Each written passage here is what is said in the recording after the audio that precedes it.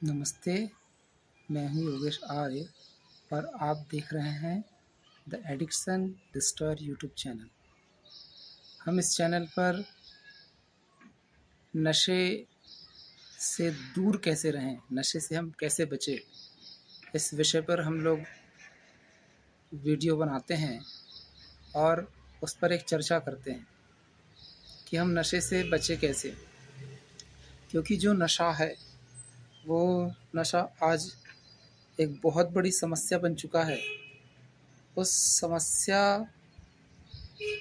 को हम कम करने में हमारा कितना योगदान है, तो उस दृष्टि से हम लोग यहाँ पर चर्चा करते हैं। क्योंकि जब हम नशा करते हैं तो नशे से हमारा शरीर, हमारा जीवन, हमसे जुड़े रहने वाले जो पारिवारिक लोग हैं, हमारा परिवार, हमारे भाई, हमारे बहन, माता पिता, तो इन सब का प्रभाव हमारे परिवार पर पड़ता है। परिवार के साथ साथ समाज पर भी पड़ता है और समाज के साथ साथ राष्ट्र और देश पर भी इसका प्रभाव पड़ता है। तो वही समस्या आज इतनी बड़ी बन चुकी है कि यह समस्या आज हमारी व्यक्तिगत नहीं है, पारिवारिक नहीं है, एक सामाजिक बन चुकी है, एक राष्ट्रीय स्तर की एक समस्या बन चुकी है, एक मानवीय समस्या बन चुकी है।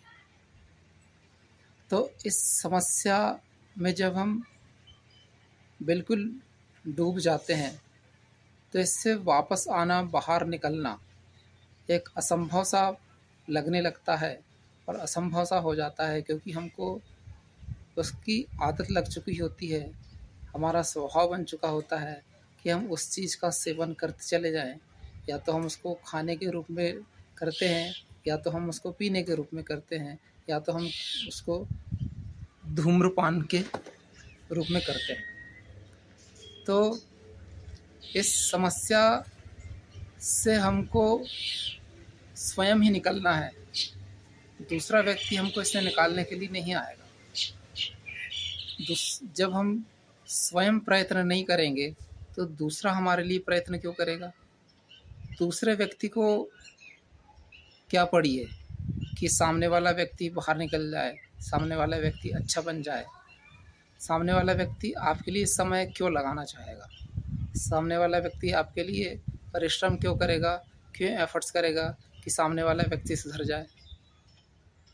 तो हमारा जीवन है, हमको ही इसको अच्छा रखना है और दूसरा व्यक्ति यहाँ पर आएगा नहीं। इसलिए हमको स्वयं ही अपने जीवन को संवारना है। जीवन में हम जो भी परिश्रम करते हैं, या तो उससे हमारा जीवन अच्छा बनता है या तो बुरा बनता है। यदि हम अच्छे बनने के लिए परिश्रम नहीं करते हैं तो हम स्वतः सरलता से अपने आप को बुरे बनने की ओर अग्रसर करते चले जाते हैं। तो जब हम स्वयं को अच्छा बनाने के लिए प्रयत्न करते हैं तो उसमें हमको समय लगाना पड़ता है, अपने लगन लगानी पड़ती है, और उस लगन को हम जब अपने जीवन में उतार लेते हैं तो हम गलत रास्ते में यदि चले भी गए तो उस गलत रास्ते से हम लोग पुनः वापस आ सकते हैं। ऐसे बहुत से उदाहरण हैं जो व्यक्ति गलत रास्ते पे चल चुके थे, गलत खान पान में लग चुके थे और अपने शरीर को, अपने जीवन को नष्ट कर लिया था। लेकिन जब उनको ये समझ आया कि ये गलत रास्ता है और इस गलत रास्ते से हम नष्ट हो रहे हैं, हमारा जीवन नष्ट हो रहा है, जब उनको पूर्णतः ये समझ बात आई तो उन्होंने अपने जीवन में पुनः वापस लौटने का एक दृढ़ संकल्प, दृढ़ इच्छा व्यक्त की, और व्यक्त की अर्थात अपने व्यवहार में उसको लेके आया कि हम अपने जीवन को फिर से वापस एक अच्छे रास्ते पे लेके आते हैं। जैसे हम पहले अच्छे थे बुरे रास्ते पे जाने से पहले, वैसे हम अपने जीवन को फिर से अच्छा करें। तो ऐसे बहुत सारे उदाहरण हैं।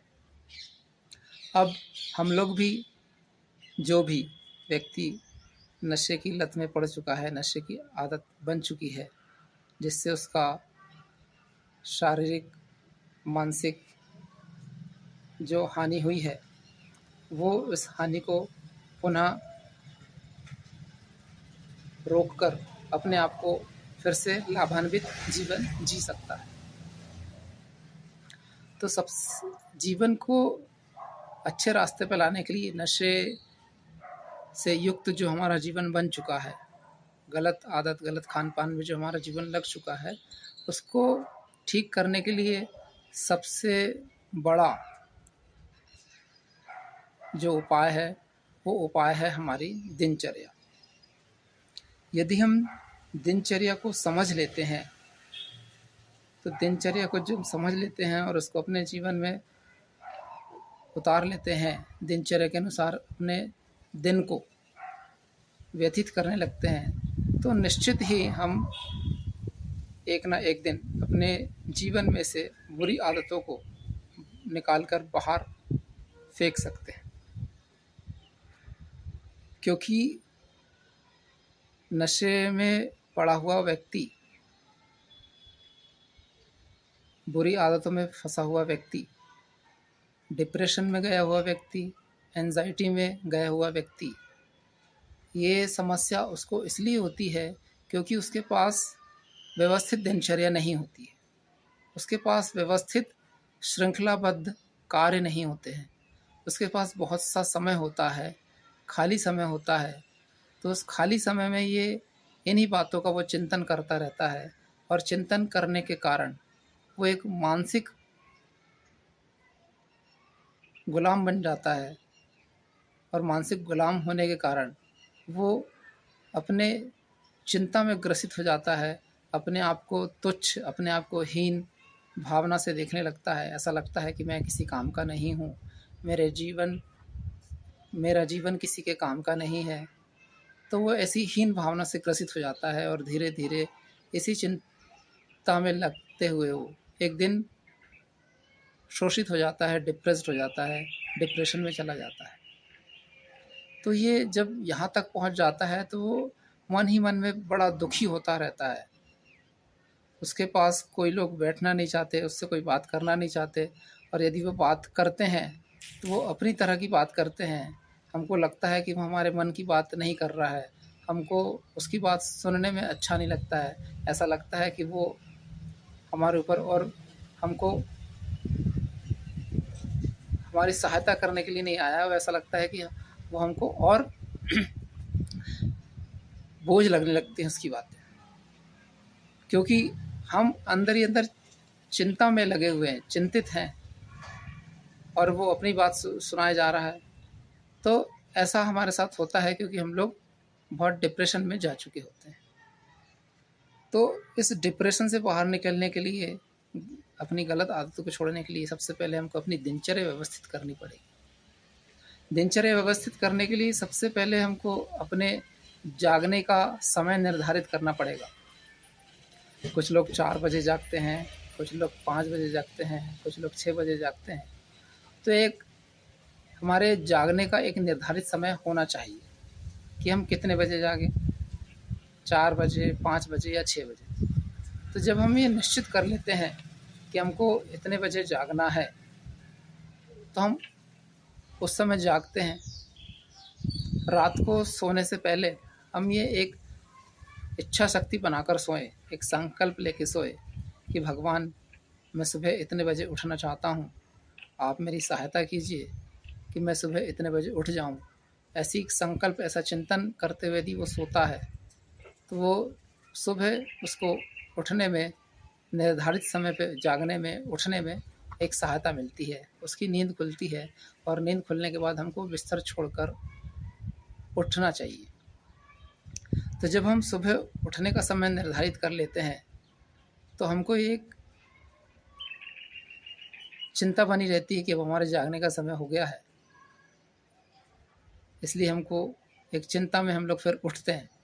यदि हमारे जागने का समय निर्धारित नहीं होगा तो हम लोग कभी 6 बजे जागेंगे, कभी 6:30 बजे जागेंगे, कभी 7 बजे, कभी 8 बजे, कभी 9 बजे, 9:30 बजे, 10 बजे, कुछ लोग 11, 12 बजे भी जागते हैं। इसलिए हमारा सुबह उठने का समय एक निश्चित होना चाहिए कि हमें इतने बजे जागना ही है किसी भी परिस्थिति में। तो जब हमारा ऐसा संकल्प होगा कि हम इतने बजे ही जागेंगे, तो हमारा वो संकल्प हमको जागने के लिए प्रेरित करता है, विवश करता है। इसलिए संकल्प अवश्य होना चाहिए। जब हम सुबह जागते हैं तो सुबह जागने के बाद हम सबसे पहले तो पानी पिएं, 1 गिलास 2 गिलास। कुछ लोग कहते हैं कि तांबे के पात्र में रखा हुआ पानी पीना चाहिए। तांबे में रखा हुआ पानी पी लीजिए, 1 गिलास 2 गिलास। जब हम 1 गिलास 2 गिलास पानी पीते हैं तो हमारे अंदर जो लार बनी हुई होती है, लार ग्रंथि जो बनी हुई होती है, वो लार ग्रंथि के साथ हमारा पानी जाता है, और पानी जब पेट में जाता है तो वो पेट साफ करने में हमारे लिए बहुत उपयोगी सिद्ध होता है। इसलिए कहा जाता है कि सुबह उठकर पानी पीना चाहिए। जब सुबह उठकर हमने पानी पिया तो पानी पीने के बाद या तो हम ब्रश कर लें, दांत साफ कर लें, मंजन कर लें, दातुन कर लें। तो जब हम ब्रश से, दातुन से अपने दांत साफ करते हैं तो उससे हमारे सुबह सुबह जो रात भर जो हमारे मुख के अंदर जो गंदगी जमा हुई है वो साफ़ हो जाती है। हमारे मुख के अंदर जो दुर्गंध होने वाली होती है वो साफ़ हो जाती है। तो इससे हमारा मुख अच्छा लगने लगता है। फिर जब हमने पानी पी लिया, थोड़ी देर ब्रश करने में, दातुन करने में, दांत साफ करने में हमने समय लगाए, तब तक वो हमारा पिया हुआ जो पानी जो पेट में है वो एक दबाव बनाता है। हमने जो भोजन किया है कल दिन का, शाम का, रात का, तो वो भोजन बाहर निकलने के लिए एक दबाव बनाता है। तो उसके बाद हम शौचालय का प्रयोग करें और अपने पेट को साफ करें। तो जब हम पानी पीकर पेट साफ करते हैं तो कहते हैं पेट अच्छा साफ हो जाता है, जल्दी साफ हो जाता है। इसलिए पानी पीकर हमें पेट साफ करना चाहिए। जब हम पेट साफ कर लिए, वहाँ से आए, हाथ पैर धोए, मुंह धोए, तो मुंह धोने के बाद हमको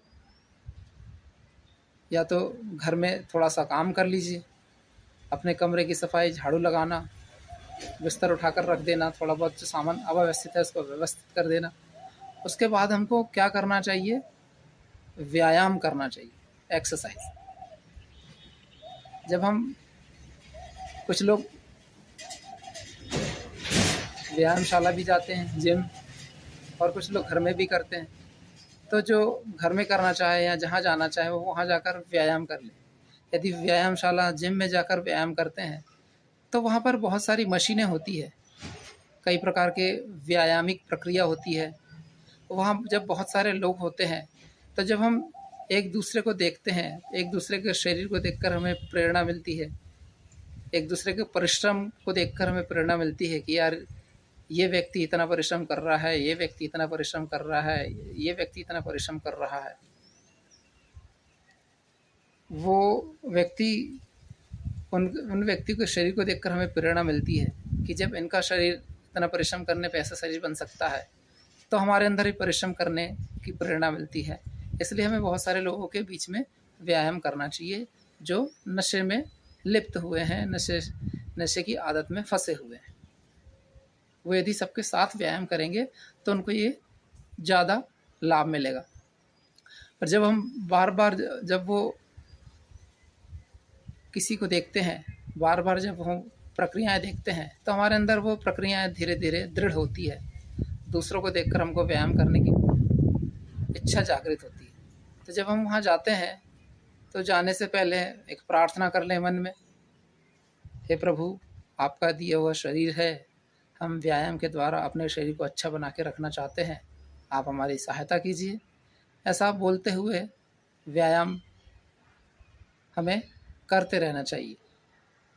तो जब हम व्यायाम करते हैं तो वहाँ पर कई प्रकार के मशीनें होती हैं, एक डंबल होते हैं जिनसे हम हाथ के कई प्रकार के व्यायाम कर सकते हैं। हमारे कंधे, हमारे हाथ जिससे और दृढ़ होते हैं, शक्तिशाली बनते हैं, एक आकार लेते हैं, तो उसको हम करते रहें। उसके बाद पुशअप्स भी होते हैं कई प्रकार के, देसी पुशअप्स होते हैं और जिम के जो ट्रेनर होते हैं वो भी आपको कई प्रकार के पुशअप्स बताते हैं, तो उन पुशअप्स को कीजिए। 10 का सेट होता है, 15 का सेट होता है, 30-40 का भी सेट होता है। तो एक सेट में 30, 40, 15, 20 होते हैं, तो उसको पुशअप्स कीजिए। कभी आगे हाथ करके, कभी अपने दोनों कंधों के बाजू में हाथ रखकर हम पुशअप्स करते हैं। तो ऐसे कई प्रकार के पुशअप्स होते हैं जिनसे हम करते हैं, जिनसे हमारे कंधे मजबूत होते हैं, हमारे सीना एक आकार लेता है और एक मजबूत, उसमें एक दृढ़ता आती है, शक्ति आती है। उसके बाद हम लोग बैठक भी लगा सकते हैं, जिससे हमारे घुटने, जांघ, कमर के नीचे का भाग जो है एक दृढ़ शक्तिशाली आकारवान होता है।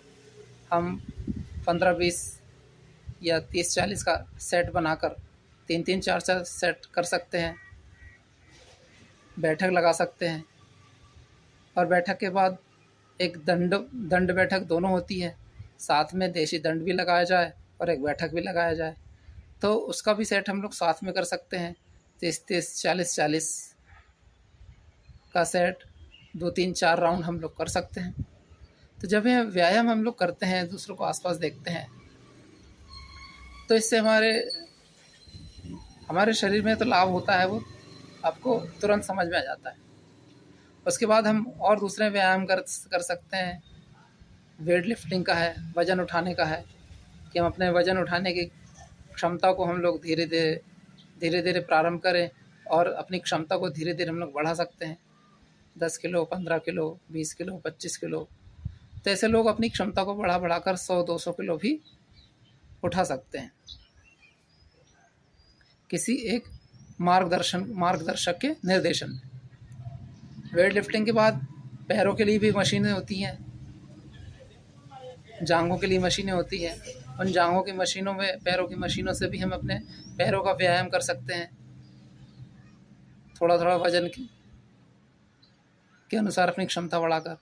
कमर के व्यायाम भी होते हैं, जिस पर हम खड़े रहकर घूम सकते हैं। एक कमर के आसपास की जो चर्बियां हैं उसको कम करने के लिए व्यायाम होते हैं, उसको भी हम कर सकते हैं। बहुत सारी मशीनें होती हैं जिम में, तो ऐसे कई प्रकार के हम लोग व्यायामिक प्रक्रिया, व्यायाम के अभ्यास वहाँ पर कर सकते हैं। और जिम में हमको कई प्रकार के लोग मिलते हैं, कई प्रकार के लोग से मेरी बात होती है। तो जब हम लोग बहुत सारे लोगों को देखते हैं, बहुत सारे लोगों से बात होती है, तो हमारे मन के अंदर जो खिन्नता है, जो निराशा है, जो उदासीनता है, उससे हम दूर होते हैं। वो हमें बुरी बातें, बुरी चिंतन, निराशाजनक बातें वो हमारे मस्तिष्क में आती नहीं, क्योंकि हम बहुत सारे लोगों के बीच में बैठे हुए हैं, बीच में व्यायाम कर रहे हैं, बीच के बहुत सारे लोगों के साथ में हम लोग जुड़े हुए हैं, सामने हैं। तो जब हम व्यायाम करते हैं, तो इसमें हम आधा घंटा, 1 घंटा अपने शरीर के लिए दे सकते हैं। 1 घंटा, आधा घंटा। तो जब 1 घंटा, आधा घंटा व्यायाम के शरीर के लिए देते हैं, तो हमारे शरीर से पसीना निकलता है। पसीना निकलने के बाद हमें एक बड़ा आनंद आता है, एक हल्कापन लगता है, एक फ्रेशनेस लगती है। व्यायाम करके हमको अच्छा लगने लगता है,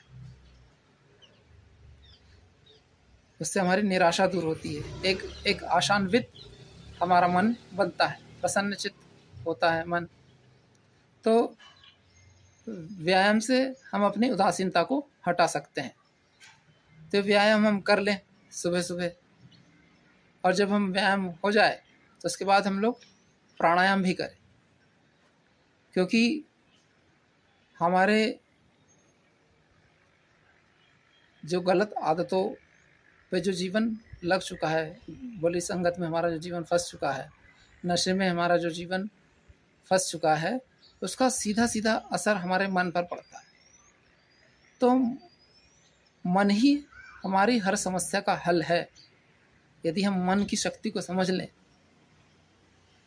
मन को कैसे हम लोग व्यस्त लगाए रखें अच्छे कामों में, तो हम लोग बुरे बातों से, बुरे चिंतन से बच सकते हैं। यदि हम मन को में अच्छी बात में ना लगाएं, मन में अच्छी बातें ना सोचे, मन में काम की बातें ना सोचे जिससे हमको लाभ होता हो, तो हम निश्चित ही मन यदि हम काम की बातें ना सोचें तो निश्चित ही हम गलत बातें सोचेंगे, निराशाजनक बातें सोचेंगे, चिंता में डूब जाएंगे, और चिंता में डूब जाएंगे, निराशा में डूब जाएंगे, फिर हम लोग वैसे के वैसे हो जाएंगे। इसलिए प्राणायाम एक बहुत अच्छी प्राणायामिक प्रक्रिया है, जिससे हम मन को वश में किया जा सकता है। क्योंकि शास्त्रों में बताया गया है, पतंजलि योग सूत्र में बताया गया है कि जो व्यक्ति प्राणायाम करता है वो अपने मन को बहुत शीघ्र ही, बहुत दृढ़ता से वश में कर सकता है। तो प्राणायाम भी कई प्रकार के होते हैं। हमारे यहाँ योग गुरु हैं जिन्होंने प्राणायाम का घर घर प्रचार कर दिया, योगासन का घर घर प्रचार कर दिया। तो उस हम लोग प्राणायाम भी कर सकते हैं, योगासन भी कर सकते हैं। जब हम योगासन, पहले योगासन की बात कर लेते हैं, तो पहले हम योगासन कर लें, थोड़ा सा वार्म अप कर लें, जिससे हमारा शरीर थोड़ी सी जकड़न है वो दूर हो जाए। छोटे छोटे आसन होते हैं, पद्मासन होता है, सिद्धासन होता है, मकरासन होता है, शवासन होता है, शीर्षासन होता है। सिर को नीचे रखकर हाथों से संभालकर अपने पैर के द्वारा ऊपर उठा जाता है और सिर के बल खड़ा हो जाता है, इसे शीर्षासन कहते हैं। ऐसे शीर्षासन में क्या होता है कि हमारे शरीर का जो रक्त है वो शीर्ष में पहुंचता है, ऑक्सीजन पहुंचती है। इससे हमारे मन मस्तिष्क में एक बहुत अच्छी ऊर्जा मिलती है। इसलिए शीर्षासन भी करना चाहिए। नहीं आता है तो उसका अभ्यास करना चाहिए। एक दीवार के सहारे खड़े होकर हम शीर्षासन कर सकते हैं। साथ में एक अपने सहयोगी लेकर उसको कह सकते हैं कि भाई मैं थोड़ी देर खड़ा हो रहा हूँ, सिर के बल नीचे कपड़ा रखकर या हाथों का सहारा लेकर, तो मेरे पैर थोड़ी देर ऊपर पकड़ के रख। तो जब हम 1-2 मिनट शीर्षासन करते हैं तो उससे भी हमको लाभ मिलता है, धीरे धीरे इसका अभ्यास बनता है। फिर जब शीर्षासन होता है तो शीर्षासन होने के बाद थोड़ी देर हम लोग वहीं बैठे रहें, धीरे धीरे खड़े हों। खड़े होने के बाद हम अपने हाथ लंबे करें, हाथों को ऊपर खींचें, पैरों को खींचें, पैरों के अंगूठे पे खड़े होने का प्रयत्न करें और अपने हाथों को पूरा ऊपर करें। इसे ताड़ासन कहते हैं। तो इससे भी हमारे शरीर में एक लचीलापन आता है।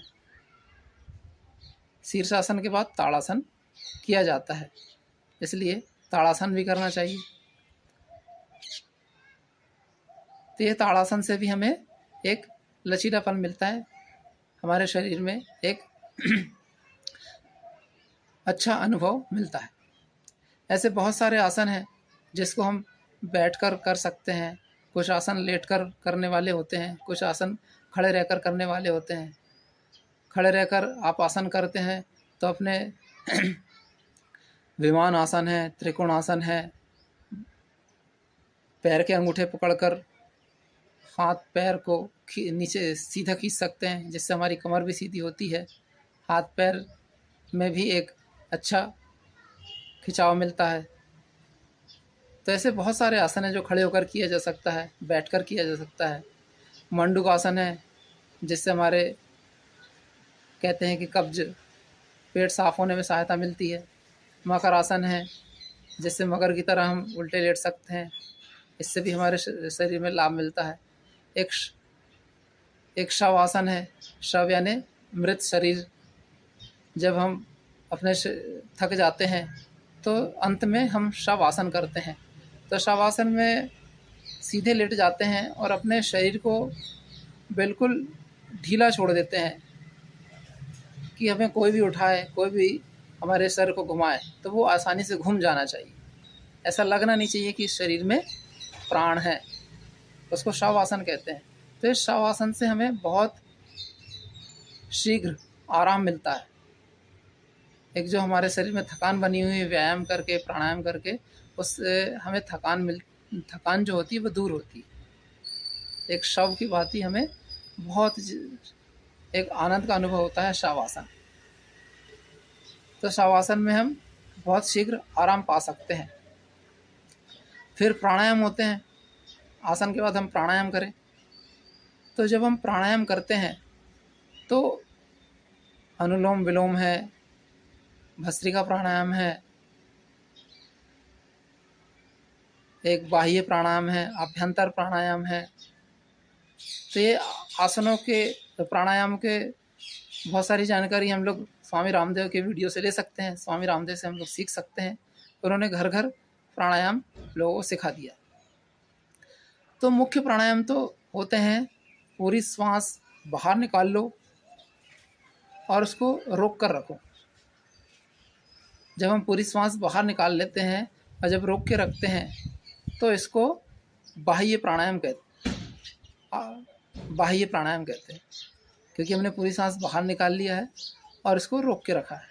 तो जितना सामर्थ्य हो, जितनी देर हम रोक सकते हैं उस तब तक हम इस सांस को रोक के रख सकते हैं।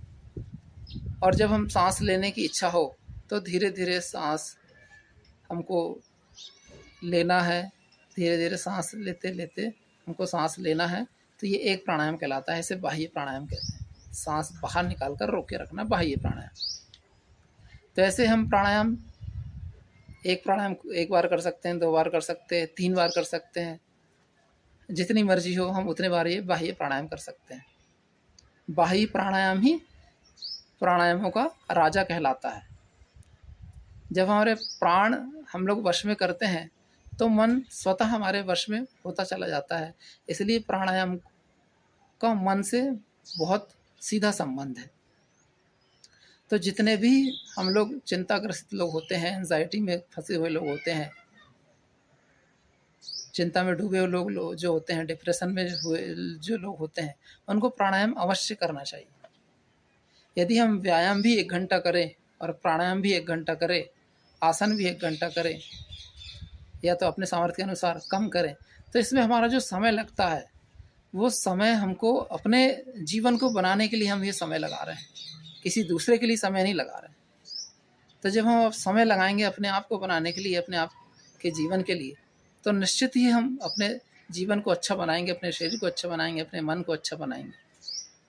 और वो जो 3 घंटे जो हम लोग लगा रहे हैं अपने आप को अच्छा बनाने के लिए, यदि हम ये अच्छे काम ना करें तो ये 3 घंटे हमारे खाली चले जाएंगे, व्यर्थ में चले जाएंगे, चिंता में चले जाएंगे, व्यर्थ की बातों में चले जाएंगे। या तो बैठने में चले जाएंगे, लेटने में चले जाएंगे, मोबाइल देखने में चले जाएंगे, रील स्क्रॉल करने में चले जाएंगे। तो हम अब दूसरे व्यर्थ के कामों में समय क्यों लगाएं? हम अपने कामों में, अपने आप को अच्छे बनाने में समय लगाएं। तो जब हम ये 3 घंटे अपने आप को सुबह सुबह लगा लें, यदि हम 4 बजे उठकर ऐसा करते हैं तो 7-8 बजे तक हमारा ये सारी चीज़ें हो जाती है। यदि हम 5 बजे उठते हैं तो 7-8-9 तक हमारी ये सारी चीज़ें हो जाती है। यदि हम 7 बजे उठते हैं तो 10-11 बजे तक हमारी चीज़ें हो जाती है। इसके बाद हम अपने शरीर को थोड़ा सा आराम देकर, शवासन में आराम देकर, जब हमारे शरीर ठंडा हो जाए, नॉर्मल हो जाए, पसीना सूख जाए, तो उसके बाद बढ़िया हम अपने शरीर को ठंडे पानी से नहला सकते हैं, धो सकते हैं अपने आप को, अपने शरीर को साफ़ कर सकते हैं। एक बड़ा आनंद आएगा आपको ये सब करने के बाद। यदि हम स्नान करते हैं तो बहुत अच्छा लगेगा। तो जब हम स्नान करते हैं तो स्नान करने के बाद भी आपको बहुत अच्छा अनुभव होगा। ऐसा लगेगा कि आज हमने बहुत अच्छा काम किया है, बहुत बड़ा काम किया है। अपने जीवन में जो समय था उसको व्यर्थ जाने से रोकना एक बहुत अच्छी बात होती है, बहुत बड़ी बात होती है। फिर हमने नहाया, नहाने के बाद अपने शरीर को पोंछा और वस्त्र वगैरह पहना। और वस्त्र पहनने के बाद हम लोग थोड़ा सा समय अपनी आत्मा के लिए निकालें और अपनी आत्मा के लिए अर्थात परमात्मा का चिंतन करें, नाम जप करें। थोड़ा समय हमको इसमें भी लगाना पड़ेगा। हम लोग 20-25 मिनट, आधा घंटा नाम जप करें। ओम का जप हम लोग कर सकते हैं, गायत्री मंत्र का हम लोग जप कर सकते हैं। जब हम ओम का जप करते हैं, ओम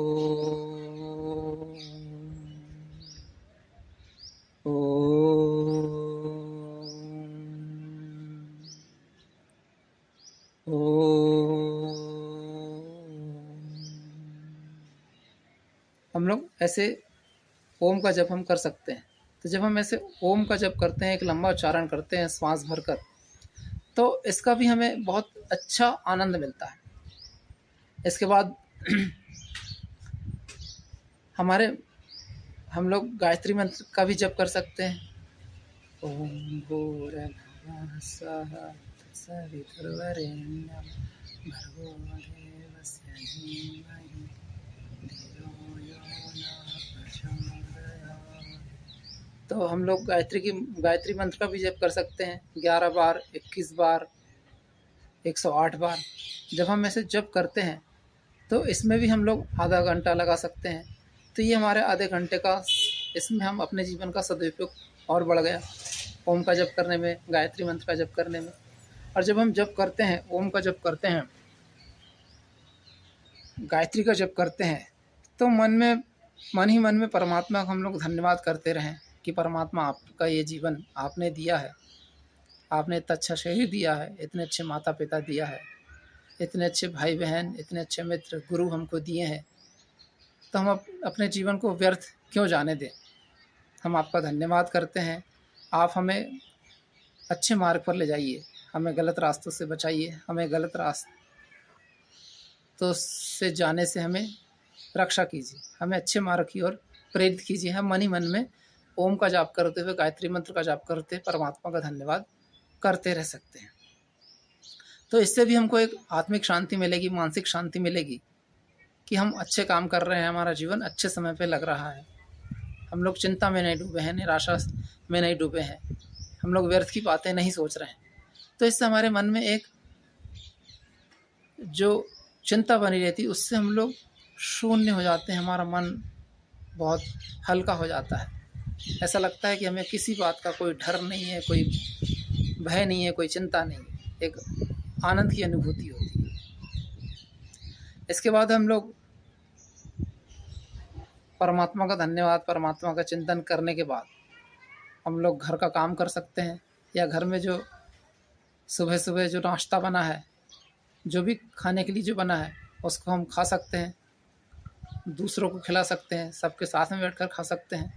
तो जब हम लोग सबके साथ बैठकर खाते हैं, दूसरों को भी देते हैं, तो उससे भी हमको एक बहुत अच्छा आनंद मिलता है। सबके साथ जब हम कोई भोज करते हैं, खाने की वस्तु खाते हैं, तो इससे भी हम एक दूसरे को देखकर साथ में बैठकर जब खाते हैं तो अच्छा लगता है। इससे भी हम लोग व्यर्थ की बातों, व्यर्थ की चिंता से दूर रहते हैं। जब हमने भोजन कर लिया, भोजन करने के बाद हम अपने बर्तन उठा सकते हैं, अपने माता पिता के बर्तन उठा के रख सकते हैं, उनको धोकर, उनको मांजकर, उनको साफ़ करके, उनका पानी निकाल कर उनको अच्छी जगह रख सकते हैं। घर के जो काम हैं, जो हमारे उत्तरदायित्व हैं, जो हमारे कर्तव्य हैं, हम उसको कर सकते हैं। यदि हमें कहीं बाहर जाना होता है तो बाहर जा सकते हैं। बाहर जाने के बाद जब हम, या तो हम लोग बाहर लंबे समय के लिए जा रहे हैं तो साथ में हम लोग भोजन के लिए एक टिफ़िन ले जा सकते हैं, और टिफ़िन में हम लोग वहाँ पर जब भूख लगेगी हम उसका भोजन कर सकते हैं। जिस हम काम के लिए जा रहे हैं, या जॉब में जा रहे हैं, या ड्यूटी में जा रहे हैं, तो हम लोग वहाँ पे काम कर सकते हैं। जब हम इतनी दिनचर्या करके जब हम अपने ड्यूटी पे जाएंगे, जॉब पे जाएंगे, अपने कर्तव्य को निभाएंगे, तो हमें एक बहुत अच्छा लगेगा, बहुत आनंद आएगा। साथ में रहने वाले भी लोग बोलेंगे आज बड़ा प्रसन्न दिखाई दे रहा है, आज बड़ा खुश दिखाई दे रहा है, आज ऐसी क्या बात हो गई। तो बड़ा अच्छा हमारा दिन बीतता है, बड़ा अच्छा दिन हमारा जाता है जब हम अपने कर्तव्य को निभाए। ऑफिस में गए, जो भी हमारा कर्तव्य है, कर्तव्य स्थल है, जब हम अपने कर्तव्य को निभाते हैं और भोजन के समय जब भूख लगती है तो भूख भी हमको लगेगी, क्योंकि हमने सुबह उठकर व्यायाम भी किया है, प्राणायाम भी किया है, आसन भी किए हैं, तो हमको भूख भी समय पे लगेगी और अच्छी लगेगी। तो हम जब भूख लगेगी तो हम लोग हाथ धोकर, टिफ़िन निकाल कर परमात्मा का धन्यवाद करते हुए आराम से चबा चबा कर भोजन कर सकते हैं। तो भोजन जब हम करेंगे तो मन ही मन में परमात्मा का चिंतन, परमात्मा का ध्यान करते हुए हम भोजन कर सकते हैं, शांत रहते हुए। बीच बीच में परमात्मा का ध्यान करना चाहिए। तो जब हम ऐसा करते हुए जब भोजन करते हैं तो भोजन की सात्विकता, भोजन का प्रभाव, भोजन की जो शक्ति है वो हमको अच्छी प्राप्त होती है। इसलिए भोजन करते समय भी परमात्मा का हमको धन्यवाद करना चाहिए। तो जब हमने भोजन किया, भोजन हो गया, हाथ धो लिए, टिफ़िन को पैक करके रख दिए, और शेष कर्तव्य का समय जो बचा है उसको कर्तव्य में पूरा करने में, ड्यूटी करने में लगाएं। और जब हम शाम को जब लौट के आते हैं, घर का सामान लेते हुए, घर का बाज़ार करते हुए हम वापस घर में आ सकते हैं। जब हम वापस घर में आ सकते हैं, या बच्चे हैं तो स्कूल से लौट के आ रहे हैं, तो जब भी हम वापस घर से आ सकते हैं, थोड़ा बहुत घर का काम करते हुए आ सकते हैं। और घर में आने के बाद अपने कपड़े बदले, हाथ पैर धोए, यदि आपको फ्रेश होना है तो फ्रेश हो जाइए।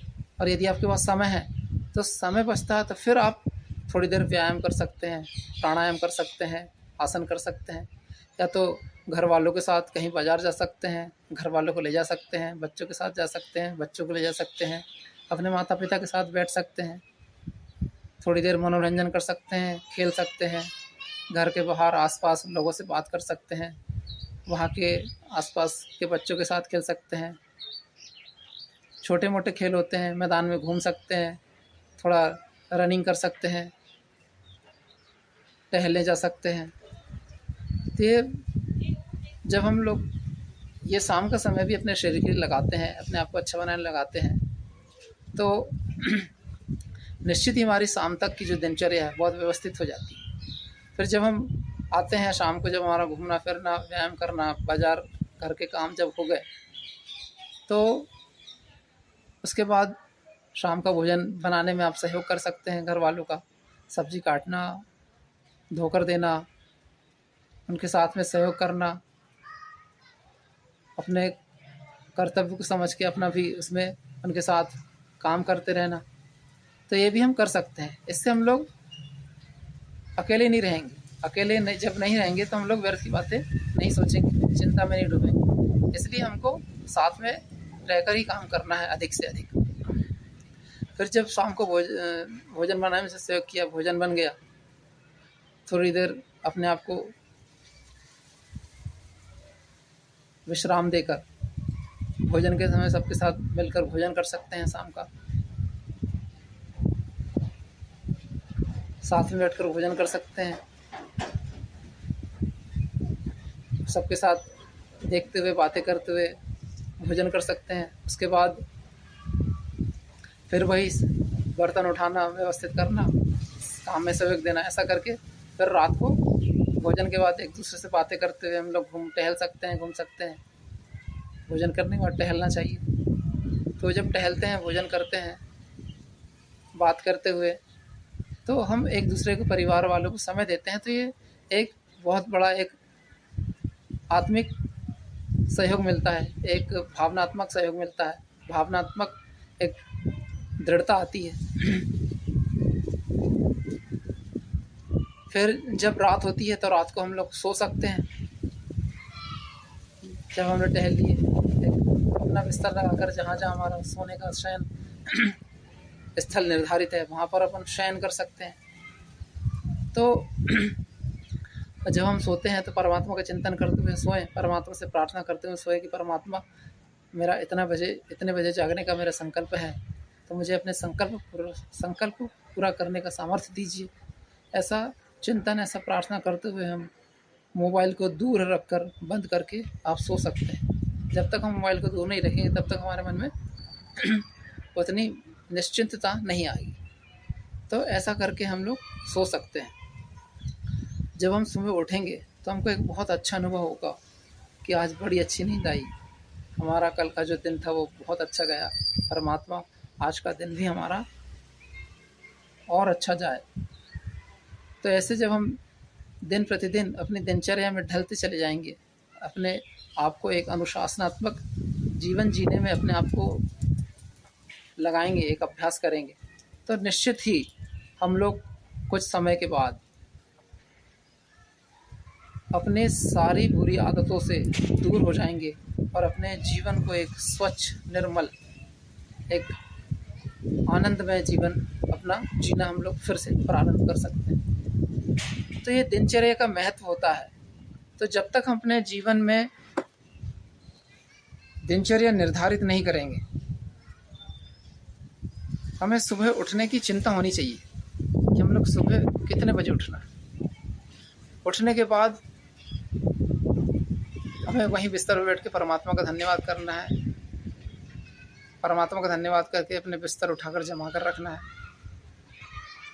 उसके बाद हमें अपने दांत साफ़ करना है, पेट साफ़ करना है, पेट साफ करने के बाद थोड़ा बहुत घर की सफाई करना है, व्यायाम करना है, आसन करना है, प्राणायाम करना है, और जो फिर घर के कामों में सहयोग देना है। फिर नाश्ता करना है, अच्छा नाश्ता करना है, पौष्टिक नाश्ता करना है। आप सुबह सुबह नाश्ते में आप क्या क्या खा सकते हो? दलिया खा सकते हो, दूध से बनी हुई वस्तुएं खा सकते हो, फल फूल खा सकते हो, दही छाछ भी खा सकते हो, समय के अनुसार, ऋतुओं के अनुसार, मौसम के अनुसार। उसके बाद अपने बर्तन उठा के रखना, साफ़ करना, स्वयं मांज कर रखना। घर में आज किस वस्तु की ज़रूरत है उसको देखते हुए अपने काम को रखते हुए अपने दिनचर्या को आगे बढ़ाना। घर की ज़रूरतों को ध्यान में रखते हुए अपने जीवन को दिनचर्या बनाना। बाहर जाकर हम घर का कौन सा काम कर सकते हैं, कौन सी वस्तु लाना है, कौन सी वस्तु की कमी है, कौन सी वस्तु छूट गई है, तो ये हम लोग कर सकते हैं। भोजन के समय भोजन कर सकते हैं। तो ये हमारी सारी दिनचर्या जब व्यवस्थित हो जाती है तो इससे हमको एक हमारा दिनचर्या का जो चक्र है वो एक व्यवस्थित हो जाता है। जब व्यवस्थित हो जाता है तो इससे हमें जो व्यर्थ का जो खाली समय जो मिलता था, वो खाली समय का हम लोग एक अच्छे कामों में सदुपयोग करने लगे हैं।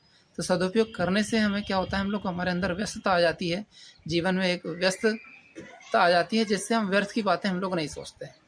तो दिनचर्या का यही सबसे बड़ा महत्व है कि हमारे जीवन में हमारे दिन का जो खाली समय है, उस खाली समय को हम लोग कैसे दिनचर्या में प्रयोग करें। इसलिए हम अपने जीवन में दिनचर्या को बनाए रखें और दिनचर्या के माध्यम से हम अपने खालीपन, व्यर्थ की बातें, व्यर्थ की चिंताओं को हम लोग निश्चित ही दूर कर सकते हैं। अपनी गलत आदतों को, गलत व्यवहार को, नशे को हम लोग निश्चित ही दूर कर सकते हैं। अपने जीवन को फिर से अच्छा बना सकते हैं। इसलिए अपने जीवन में दिनचर्या का महत्व समझें और एक दिनचर्या निर्धारित करें कि कब सोना है और कब जागना है, और सोने से लेकर जागने तक के मध्य में हमारे जो कार्यों की श्रृंखला है, उस कार्यों की श्रृंखला को एक श्रृंखलाबद्ध विधि से कैसे व्यवस्थित करना है, इसलिए हमारी दिनचर्या का होना अत्यंत आवश्यक है। तो इस तरह से हम लोग नशे से दूर हो सकते हैं। और भी बहुत सारे कार्य हैं जो हम कर सकते हैं। यदि आपके पास और समय है तो आप अपने जीवन में अपने कला कौशल को बढ़ाने के लिए समय निकाल सकते हैं। यदि आपको संगीत अच्छा लगता हो, संगीत में आपको कुछ संगीत वाद्य यंत्र बजाना आता हो तो आप उसको बजा सकते हो। यदि आपको गाना आता हो तो आप गा सकते हो। यदि आपको संगीत में रुचि है तो आप इसको सीख सकते हो। संगीत विद्यालय होते हैं जहाँ वो अलग अलग इंस्ट्रूमेंट हमको सिखाते हैं। तो हम लोग संगीत विद्या का कौशल भी अपने जीवन में ला सकते हैं। इसके माध्यम से अपने जीवन दिनचर्या को व्यवस्थित कर सकते हैं। यदि आप और कुछ करने की रुचि है, चित्रकला की रुचि है, तो आप चित्रकला कर सकते हो। या चित्रकला सीखना चाहते हो तो चित्रकला शिक्षण केंद्र में जा सकते हो, वहाँ पर आप ये सीख सकते हो। यदि आपको मूर्तिकला की रुचि है तो मूर्तिकला सीखने के लिए आप जा सकते हो। ऐसे भी लोग हैं जो आपको इस कला में प्रशिक्षण दे सकते हैं। तो ऐसे बहुत सारी बातें हैं जिनके माध्यम से अपने जीवन को मूल्यवान बना सकते हैं, अपने जीवन को विशेष बना सकते हैं, कला युक्त बना सकते हैं, कला कौशल से अपने जीवन को निखार सकते हैं। यदि आपको आती है, आप दूसरों को सिखाना चाहते हो तो आप दूसरों को भी सिखा सकते हो। दूसरों को गलत रास्तों से बचाना अच्छा लगता है तो आप गलत रास्तों से बचा सकते हो। तो हम अपने जीवन के माध्यम से अपने जीवन को अच्छा बनाने के साथ साथ दूसरे के जीवन को भी हम लोग बहुत अच्छा बना सकते हैं। यदि आपको बोलना अच्छा लगता हो, भाषण देना अच्छा लगता हो, तो आप भाषण कला, बोलने की कला भी अपने आप को निखार सकते हो। यदि आपको गौ सेवा करना अच्छा लगता है तो गौ सेवा भी आप कर सकते हो। आपके आसपास जो गाय रहती है उनको पानी पिलाना, उनको गुड़ खिलाना, उनको भूसा खिलाना, उनको घास खिलाना, उनके साथ रहना, उनके साथ घूमना, उन पर गायों के सर पर हाथ फेरना, पेट पर हाथ फेरना, गायों से बातें करना, ये भी आप कर सकते हो। यदि आपको कुछ बनाना आता हो, मिट्टी की वस्तुएं, तो आप मिट्टी की वस्तुएं बना सकते हो, गोबर की वस्तुएं बना सकते हो। तो ऐसी बहुत सारी विद्या हैं जिन विद्याओं को हम अपने जीवन में अपनाकर अपने आप को अच्छा बना सकते हैं और दूसरों को भी अच्छे बनने की प्रेरणा दे सकते हैं।